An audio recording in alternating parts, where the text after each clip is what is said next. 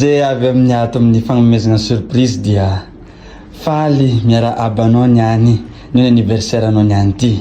Ka ty zay misy cadeau zay ndesiny nomeny namanao zay agny mipetraka agny ampitan-dranomasina agny noho ny fitiavany anao.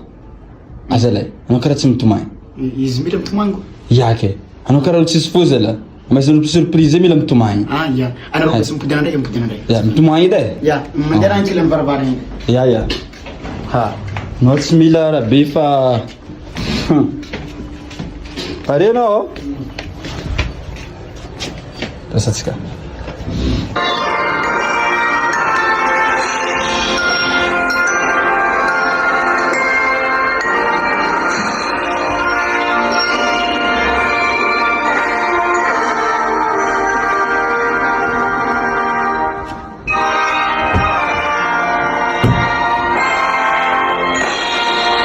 Surprise! Zay ato amin'ny mpagnamia surprise dia faly miara abanao amin'ny andro anniversaire anao niany ty ary vogny nitondra an'ity cadeau zay ndesiny namanao ty anao be agny izy agny ampitan-dranomasina agny de tsy iza moa agnarany fa Mark Tatandraza.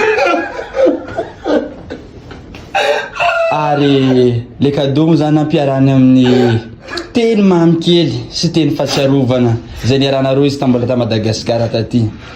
Izy hony tsisy namany atakaliny anao zany. Izy hony le tegna hoe nankafy tam'le fiarahanareo re taty. Anao zegny isan'ilay olo-tsotra, tsara fagnahy, be fandeferana ary malemy fo mavita mandefitra amin'ny raha jiaby zay nanisy ny disadisa na ino fa anareo tsy mifagnary.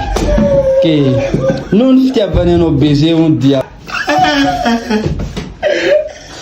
ya hita be anao fa tegna tafidika amponao le teny mamy namezana ary izy koa mbala olo zay volagny mbala tsy endriky misy tiany karaha anao anampy zay zetra tianao ilainao satria be loatra hony le fiarahanareo hitany hoe lombolombony avanony anao. Maresaka loatra zay mifankatiavana zay nisy taminareo rango taty a Madagasikara trany any a France.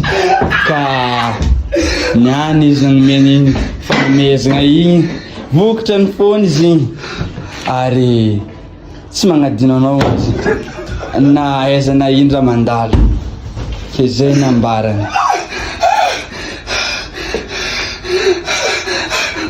Azalay, oh, baseke ndraiky torina io ha. Pare. Ya. Merci.